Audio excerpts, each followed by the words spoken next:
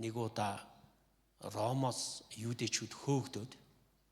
Тэгээ Ромоос юудэчүүд хөөгдсөн чинь нэг гэр бүл Ромоос хөөгдөд Паултай уулздаг тий. Акула Прискила гэдэг нэртэй гэр бүл уулздаг. Тэгээ Акула Прискила хоёрын Паултай адилхан байсан шин чанар нь тэр хоёр юм ойдог тий. Майхан хийдэг байсан юм шиг байна. Бас Ромын зэргийн майхан хийж заардаг. Тэгээ тухайн үедээ Акула Прискила хоёр Паултай ярилцаад ямар үр дүнд хүрсэн бэ гэхээр Паул зөвхөн эзний үгийг тунхаглах тий номлох тэр ажлаа хий. Тэгээд оронд нь Акула Прискила хоёрын бизнесийг нь цааш нь хийх тийм тохирол хилцээр хийсэн юм шиг харагдчих өөр номноос. Тэгээ Паул илүү их цаашдаа илүү их энэ ажилдаа төвлөрсөн. Тэгээ Паулд өөрийнх нь хүнийхээ хувьд нэг тийм Библийн өөр нэг хэсгүүд дээр илэрхийлсэн илэрхийлэмж байгаа. Тэр ямар илэрхийлэмж байсан бэ гэхээр би өөрийнхөө санхүүг өөрөө хангана гэдэг нэг тийм шийдэл Паулд өөрт нь байсан. Тэгэхээр тэр шийдлийг нь үүсгэсэн хүмүүстэй Паул одоо юу гэдэг Паул номлоод мөнгө олохоор ингэж явж байгаа. Тэ нэгсэндээ тэрийг Паул айгүй дургу хүлээж авдаг. Тэ үгийн одоо 8 ачт гэж нэрлсэн тохиолдол байгаа. Бусад хүмүүсийг Бурхны үгийг номлоод тэгээд тухайн үедээ юудэчүүдэд нэг тийм хэлбэр байсан юм шиг байна. Номлоод синагогуудад номлоод тэгээ мөнгө авдаг. Тэгээд тэрүүгээрээ ингэж явж ингэж номлодог нэг тийм хандлага байсан юм шиг байна. Паул тэрнийг хиймээргүй байсан. Тийм ч учраас Паулын өөрийнхөө санхүүг хангаж исэн хэлбэр нь майхан хийдэг байсан. Тэрнээс болоод энэ майхан хийгч мишнэр юу гэдэг вэ? Бидний нэг нэр том яваа тийм майхан хийгч илгээлтийн эзэд. Тэгэхээр майхан хийгч илгээлтийн эзэд гэдэг нь гол дуу юу ярьж байгаа вэ гэхээр өөрөө мэрэгчлэрээ ажиллаад тэрүүгээрээ цалин аваад тэгээд илүү цагтаа өөр боломжоор чуулган тарьдаг юм уу сайн мэдээд хараадаг юм илгээлтийн эзэдийг сүүлийн үед майхан хийгч нар гэж нэрлсэн. Тэгэхээр эндээс харуул энэ нь илгээлтийн Паулын өөрийнх нь хэм маяг үүсгэсэн тийм нэг хэм маяг байх шиг байна. Өөрөөр хэлбэл ажил хийгээд мөнгө олоод тэрүүгээрээ сайн мэдээд тараад. Тэгээ Паул энүүгээрээ аюух бахархдаг гэсэн энэ хийж байгаа ажиллаар. Яг л өөрөө мөнгө авахгүйгээр өөрөө ажиллаж мөнгө олоод тэгээ тэрүүгээрээ сайн мэдээд тарааж байгаа энэ хэлбэрээр маш их бахархдаг байсан. Тийм ч учраас миний бахархлыг та нар бити юу те хүчингү болгох гэдэг гэж Паул ууралж исэн тохиолдол байна. Гэхдээ мэдээж хэрэг яг энэ тохиолдолд Филиппочуудын тохиолдолд бол Паул Филиппочуудад маш их талархаж байгаа илэрхийлэх шаардлага байсан энэ загтал дээр. Филиппочууд энэ хэсгээс харуул те Филиппочууд Паулд маш их авах хөхийн хэрэгт Филиппочууд өөрсдөө байнга оролцдог байсныг энэ дээр Паул тэмдэглэж хэлсэн байна те. Ялангуяа энэ 15 дугаар ишлэл дээр харах юм бол сайн мэдээний анхан үед намайг Македоноос явсны дараа авах хөхийн хэрэгт ганцхан та нараас өөр нэг ч чуулган оролцоогүй гэдгийг оролцоогүй Филиппочууд та нараа өөрсдөө бас мэдэж байгаа гэж. Тэр Паул хүлээж авсан. Тэгээд тэрийг Филиппочуудад талархлаа ч гэсэн илэрхийлсэн. Тэрийг нь Филиппочууд мэдж байгаа.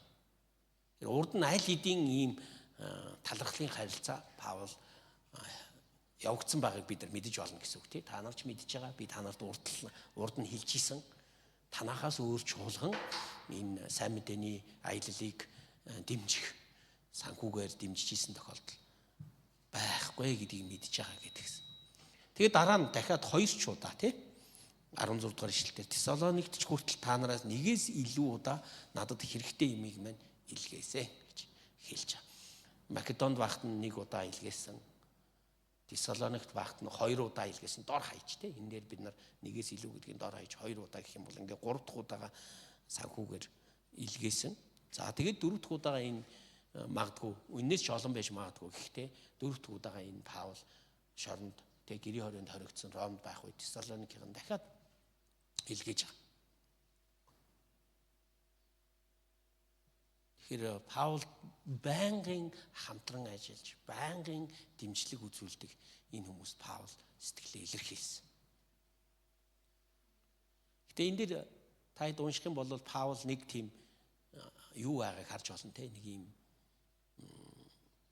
жоохон юм тэмцэл те.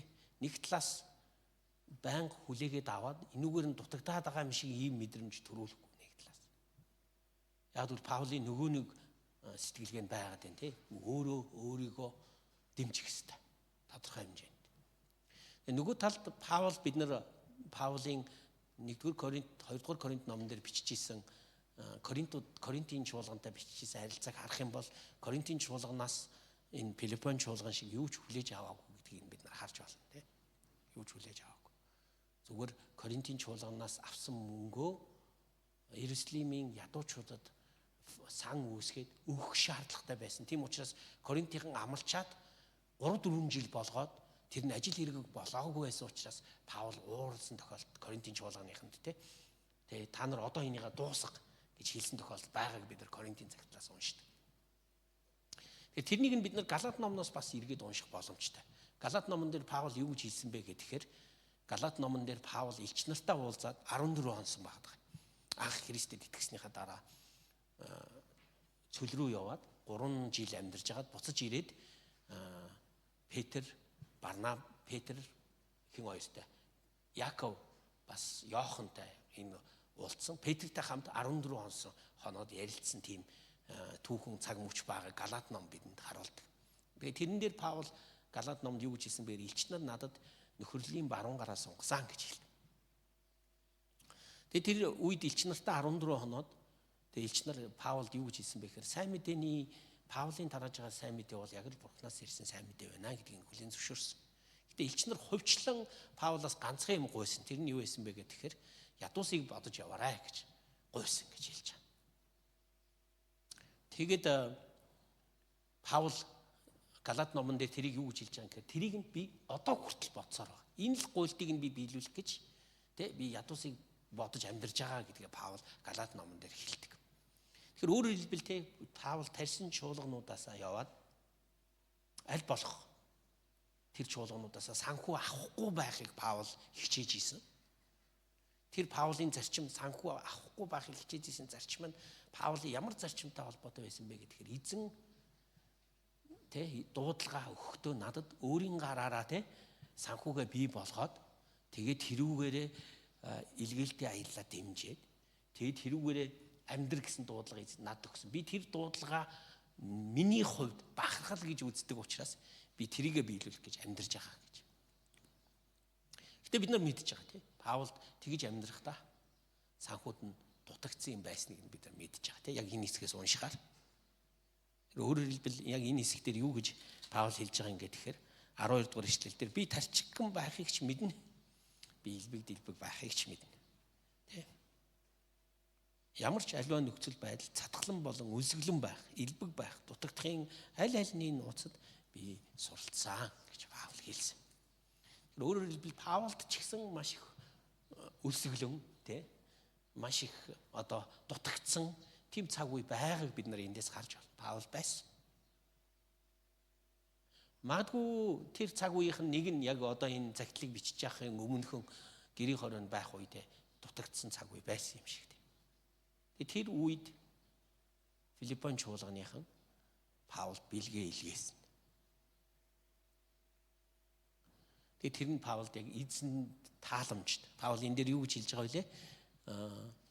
18 дугаар ишлэл дээр бэлэгч нь бурханд таашаагдах тааламжт дахил ба анхлын үнээр юм аа гэж хэлсэн байна. Өөрөөр хэлбэл яг л энэ нь тийм бурханд таашаагдсан, өөрөөр хэлбэл бурхан өөрөөр хэлбэл Паулыг тэдрээр дамжуулаад хангасан ийм үйл явц энэ дээр явагдсныг нь харж болох нь байна.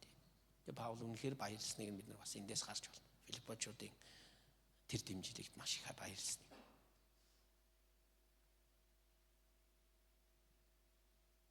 Эндээс хэдүүлээд үл Паулийн яг энэ хэсгээс юу сурч болох вэ гэж. Тэгэхээр яг энэ хэсгийг эргэцүүлж үзэхээр нэг тийм асуулт гарч ирнэ те. Эзэн хангана гэдэг чи юу гэсэн үг юм бэ?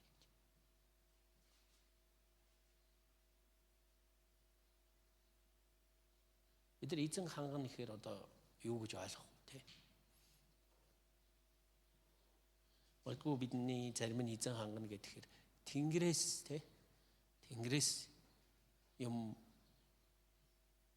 унгаах юм шиг л одоо юу гэдэг нь Тэнгэрээс мөнгө унгаах ч юм уу эсвэл гинт Ер бусын байдлаар мөнгө бий болох талаар голдуу ойлгоод байна уу? Эсвэл эзэн чуулганы хүмүүсээр дамжуулан хангаж байгааг нь ойлгож байна уу? Тэгэхээр энэ нөхцөл байдал донд бид нар яг эзэн хангана гэдэг нь юу гэсэн үг юм бэ гэдэг талаар бас эргцүүлж бодох хэрэгтэй болж байна.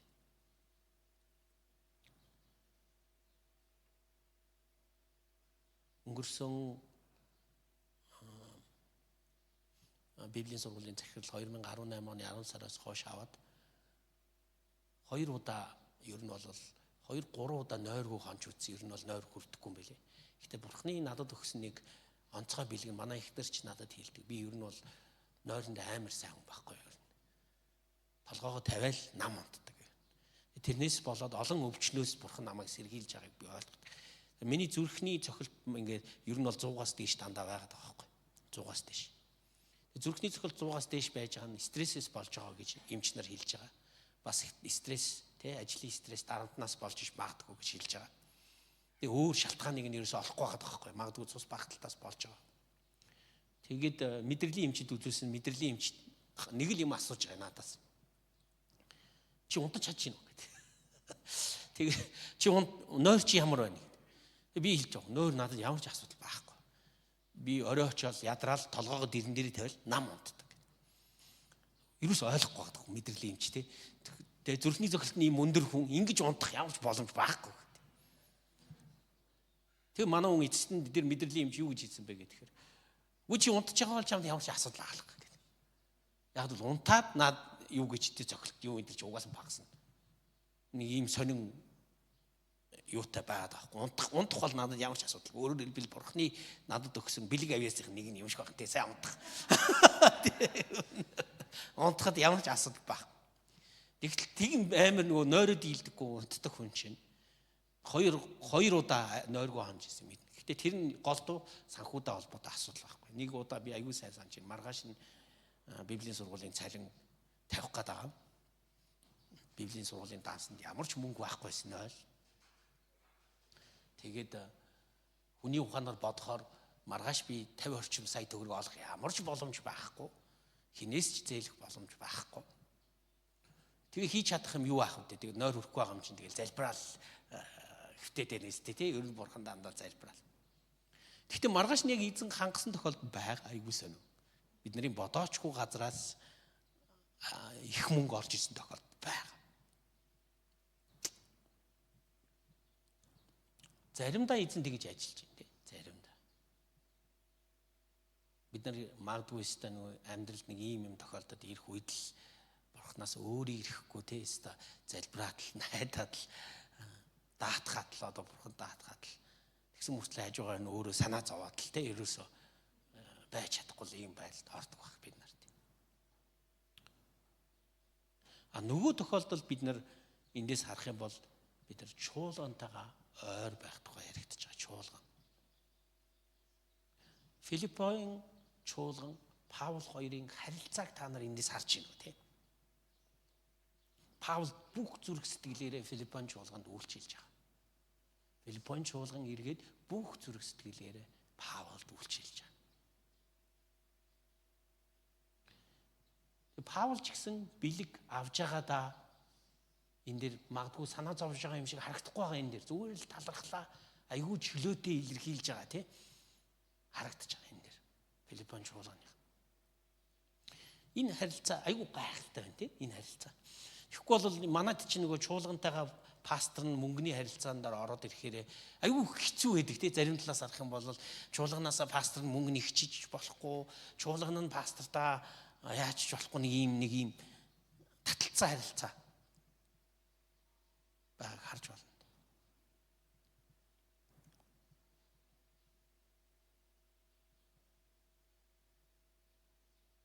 Дээрээс нь энэ хэсгээс миний хувьд ч гэсэн манай оюутнуудын хувьд ч гэсэн суралцаасаа гэж хүсэж байгаа нэг хэсэг байна. Яг түрүүн уншсан хэсэг тийм. Сэтгэл хангалуун байж сурах тийм.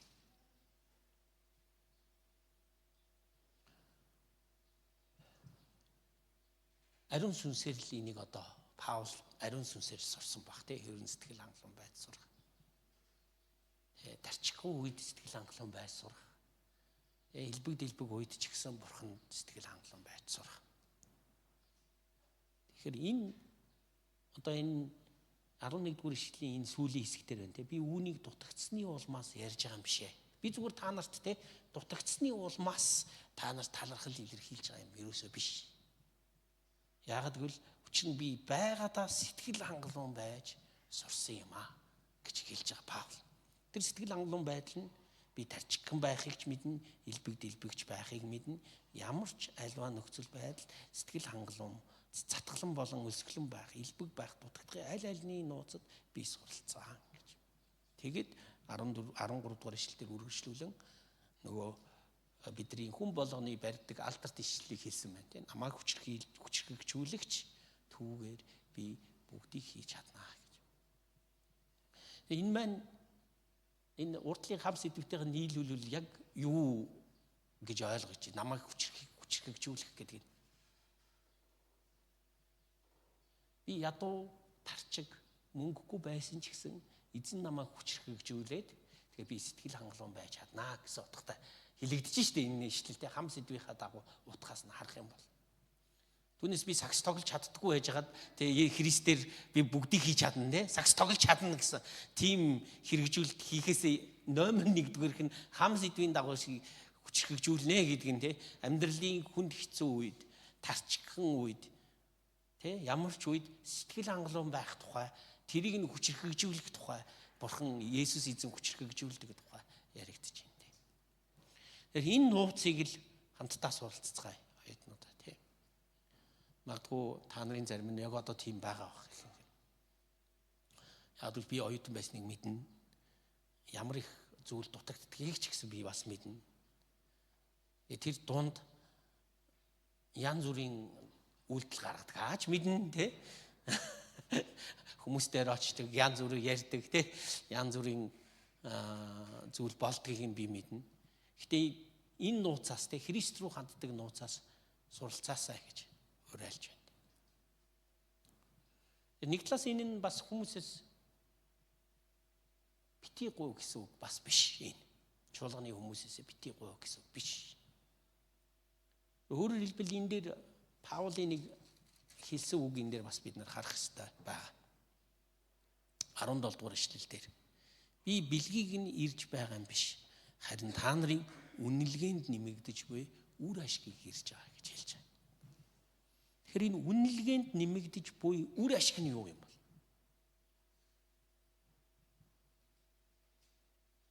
Тэр нь өгч сурах байхгүй юу? Ер нь бол өгч сурах.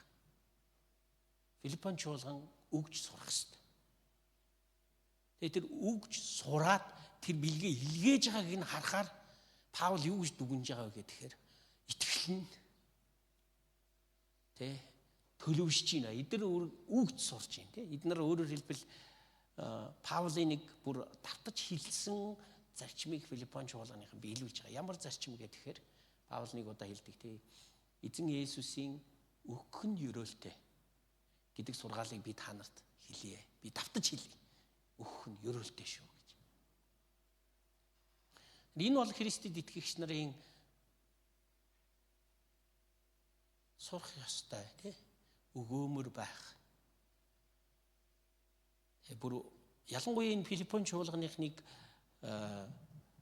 өөр нэг хэсэг дээр Паул өөр нэг цагтл дээр тэд нар ядуу байсан ч гэсэн өөрөөсөө гаргаж өгч байгаа гэж хэлж байгаа. Өөрөөр хэлбэл энэ дээр Христэд итгэгч нарын суралцах ёстой нэг чухал зарчим байна тий. Бусдад өгч сурах. Тэгээд тэрийг нь Бурхан өрөөдөг гэдгийг итгэлээрээ мэдэж сурах.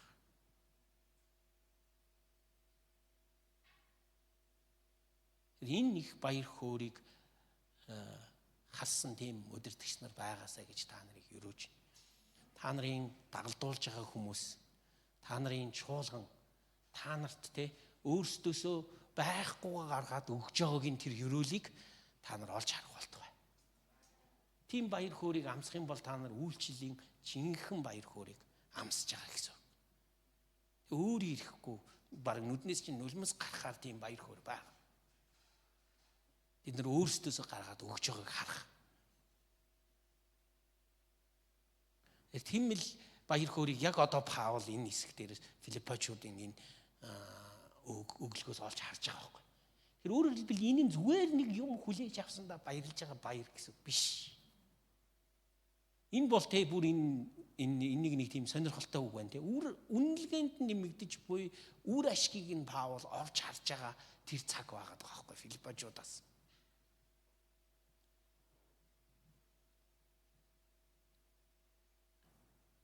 Зүгээр л нэг авдаг биш.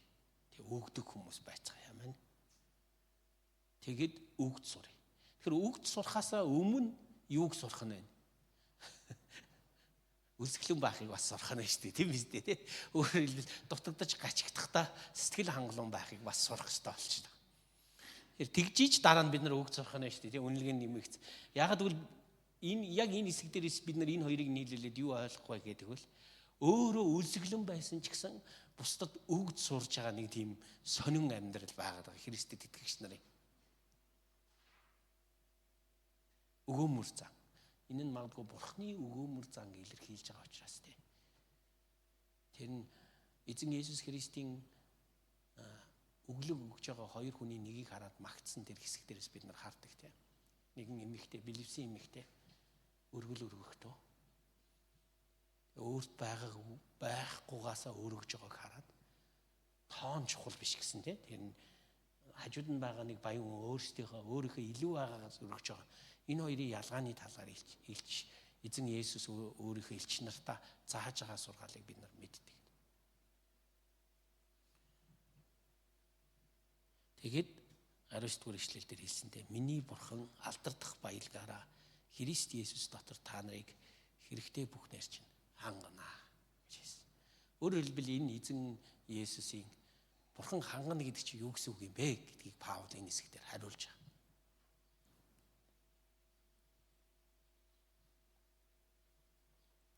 Тэгээд бас хойноос нь бидний бурхан эцэгт алдарн үеийн үед байх болтугай гэж.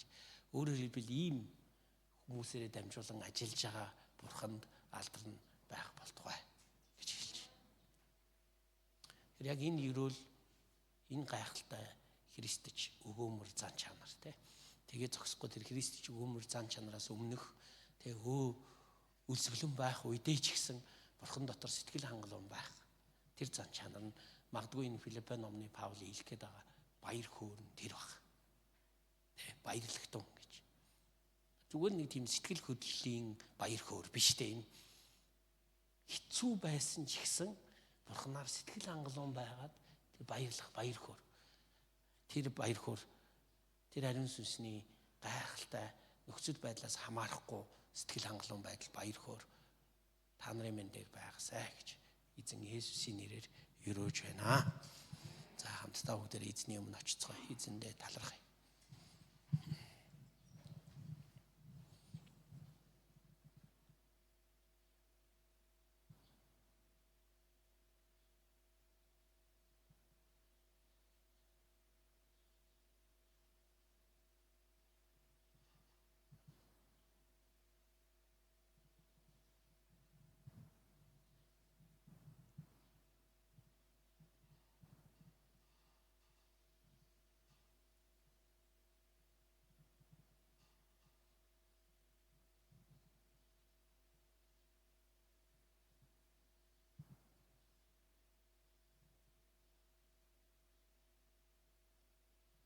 Бурхан минь ээ таньда баярлалаа. Эзэн минь та бидний бурхан учраас танд баярлалаа. Та биднийг өөрийн алдардах баялгаараа Христийн дотор эзэн минь хэрэгтэй бүхнээр хангасан учраас танд баярлалаа. Эзэн минь ядуу тарчиг хэрэгцээтэй бэрхшээлтэй зовлонтой байх үед ч гэсэн та өөрийн ариун сүнсээрээ амар тайвныг сэтгэл хангалуун байдлыг зүрхэнд мань дүүргэж өгдөг учраас танд баярлалаа. Эзэн минь танаар сэтгэл хангалуун байхын нууцыг суралцахад та бидэнд туслаач. Үргэлжлүүлэн бид суралцахад та туслаач. Харин та биднийг чуулгантай минь илүү чөлөөтэй дотн харилцаатай байхад та туслаач. Өөрийнхөө чуулганы хүмүүсийг хайрлаж, хэрэгтэй үед тэдэнд өгөөмөр хандаж, Хэрэгцээтэй үедээ чуулганыхаа хүмүүсээсээ баян бялхмаар хүлээж авч эзэн минь танд талархлаа хэлж бие бинийгээ ханган танаар сэтгэл хангалуун амьдрах боломжийг энд байгаа хүн нэг болгон та зөвшөөрөөч гэж би залбирч байна эзэн. Тийм ээ эзэн минь, та биднийг өөрийн чуулганы мань хүмүүсээр, сайн мэдээ тараасан хүмүүсээр, сайн мэдээ сонссон хүмүүсээр мань дамжуулан хангаж та өрөөдөг учраас таньда баярлалаа эзэн минь. Харин бид бусдад өрөөл болоход туслаач. Яг л Филиппон чуулганыхан шиг эзэн минь ядуу тарчиг байсан ч бусдыг өрөөж сурахад та бидэнд туслаач. Тэр баяр хөөргийг бид нар танаас олж авахад та бидэнд туслаарай. Тийм ээ эзэн, эцэст нь бид өөрийнхөө хүмүүсээсээ яг л Илч Паул шиг та нарын үнэлгээнд нэмэгдэж буй үр ашгийг ирж хайж байна гэдгийг чөлөөтэй илэрхийлж сурдаг тийм хүмүүс байхад та туслаарай. Баярлалаа.